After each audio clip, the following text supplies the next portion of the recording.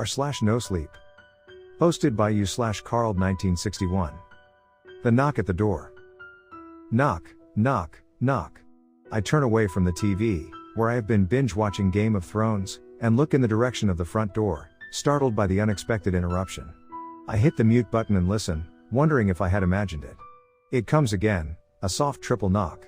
Someone is at the front door. I briefly wonder if maybe my parents came home early from the movies. It is their monthly date night, but I didn't hear their car pull up the driveway. Besides, they wouldn't knock on the door of their own house. Who the hell could be out there? It is the middle of the night, we live way out in the country, miles from the nearest neighbors, and I sure as hell wasn't expecting anyone.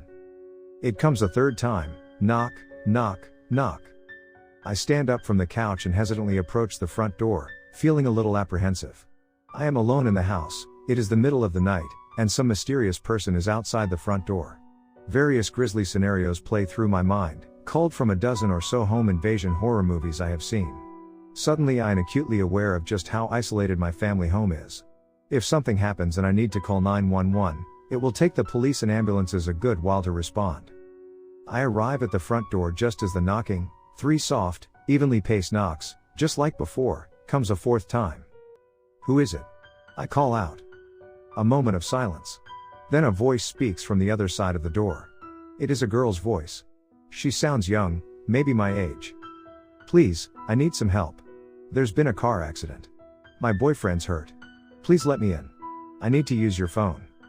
Instinctively, I reach for the deadbolt, but my hand hesitates before it makes contact. Something is wrong. Her voice is too even, too calm, almost monotone. Her tone doesn't fit with the information she has just imparted. She sounds like a bored teenager going door to door selling coupon books for a school fundraiser. I tell myself to stop being paranoid. She could just be in shock. Still, I'm reluctant to unlock the door. I creep to the window beside the front door and carefully draw back the curtain, peering outside. The vantage offered by the window gives me only a small view of the porch, but it's enough for me to make out an indistinct, shadowy figure standing in the darkness. I squint, straining my eyes, but can make out no features. I flip the switch connected to the porch light outside, but nothing happens. The bulb must be burned out. Please, the voice repeats, I need some help. There's been a car accident. My boyfriend's hurt. Please let me in. I need to use your phone. The exact same phrase, in the exact same dull, emotionless tone of voice. As if she's reading from a script. My sense of unease grows. Something is not right about any of this. Why don't you call for help on your own phone? I ask. Or your boyfriend's? A pause. Then, my boyfriend's hurt. I need to use your phone. Please let me in.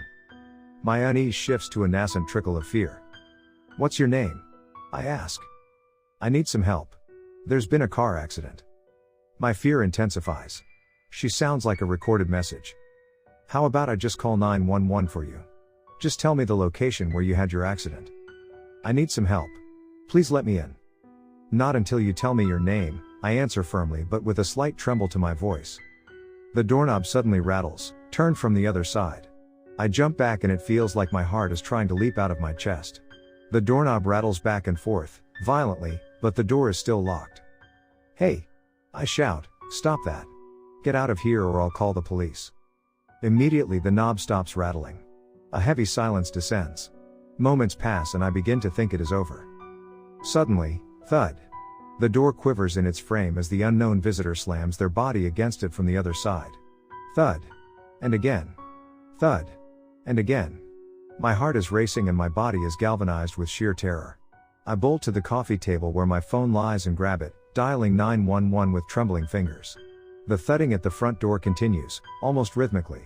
Each impact makes my heart jump. 911, what is your emergency? The voice says on the other end of the line in a routine manner. Fighting back the panic that threatens to overwhelm me, I give the dispatcher my name and address, then tell them someone is trying to break into my house. The dispatcher tells me officers are on their way and advises me to find a place to hide until they arrive. I don't need to be told twice. I sprint up the stairs to my room, slam the door, lock it, then duck into my closet and close the door. I huddle there in the dark, shaking. I can still hear the muffled intermittent thuds at the front door below. An eternity seems to pass. Then I hear another sound off in the distance that causes relief to course through my body. Sirens, faint but getting louder as they approach. Abruptly the thudding stops. Silence for several minutes. Then a heavy pounding at the front door that almost makes me scream. But it is not the thudding I heard before. It is the sound of someone pounding heavily at the door in an official way. An authoritative voice booms up from below, bellowing, "Is anyone in there?" It's the police. I know I am safe now.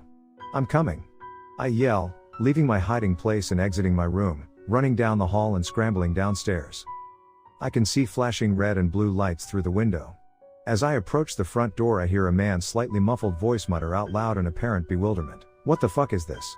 I don't know if he's addressing this to his partner or just thinking out loud, and I don't care either way. I have enough presence of mind to say don't shoot. I'm the one who made the call. Before I turn the deadbolt and open the door, my two uniformed saviors stand on the porch. One of them looking at me, the other staring down at something on the porch with an expression of disgust, both of them seeming baffled. I am so focused on the welcome sight of the officers that at first I don't even notice the smell or what is lying on the porch. Then it hits me, a putrid reek that sears my nostrils. A smell of rotting flesh. I look down, seeing what is lying in a heap before the front door. A badly decayed human body. It is little more than a skeleton, its bones clotted with mud and a few lingering fragments of rotted flesh. It is dressed in the tattered remains of a formal dress, and a few strands of long blonde hair are still adhered to the skull. In a daze, I turn and look at the other side of the open front door. It is streaked with mud and smears of decomposed flesh. Smears that look as if they were made by a body slamming against the door. One of the police officers is saying something to me, but I don't know what. All sound seems to have faded out. I feel dizzy. I pass out. 3 days later, a pair of detectives stop by to speak with me. We sit in the living room, my parents bracketing me protectively on the couch. The detectives explain that the morning after my nighttime ordeal, a caretaker at a cemetery several miles from my house called to report a case of vandalism. A grave had been dug up, the casket broken into, and the body stolen. Police believe it had all been someone's idea of a sick practical joke, and that they had planted the body on my porch, pounded on the door, and then fled when the police had arrived. I asked the police about the body that had been disinterred. They hesitate for a moment, exchanging an uncomfortable look. They look back to me and explain that it had belonged to a local teenaged girl who had died 40 years earlier in a car accident. She had been on a date with her boyfriend on a rainy night, and they had lost control of the vehicle and crashed into a tree. They leave it at that, and I don't push them, but after they go, I do some research on my own. I find an old newspaper article about the accident online. The article explains that the boy had died instantly in the crash, but the girl had survived the impact badly wounded. She had walked more than a mile to the nearest house, apparently looking for help. This was 40 years ago, long before mobile phones, and had succumbed to her injuries on the front porch, unaware that the homeowners had been out of town on vacation. She had apparently pounded on the front door for some time in a vain bid to seek aid before dying, because her blood was smeared all over the wood. The road where the accident had taken place was the same road where my family's house stands. The only house in the area for miles. I look at the date of the accident. It was exactly 40 years to the night when I had heard the knocking. I want to let it go and put it behind me, to forget about the whole thing. Probably the police are right, and it was just the work of some local teens, or drunk college kids, playing a sick, half-assed prank. But there's one thing still bothering me. One last thing I need to know. I borrow my parents' car and drive out to the cemetery where the girl was buried. It is only about 3 miles from where I live, not far from the site of the accident. The caretaker is a white-haired, heavy-set man in his early 60s. I tell him who I am and what happened to me the other night. He is reluctant to speak to me about it at first, but I press him until he relents. His face is troubled and there is something in his eyes, a look it takes me a moment to identify. Fear. He explains that when he found the disturbed grave, it didn't appear to have been dug up from above. There were no shovel marks in the soil. Instead, it looked as if someone, or something, had tunneled up to the surface from below. He had called the police and watched as they exhumed the casket.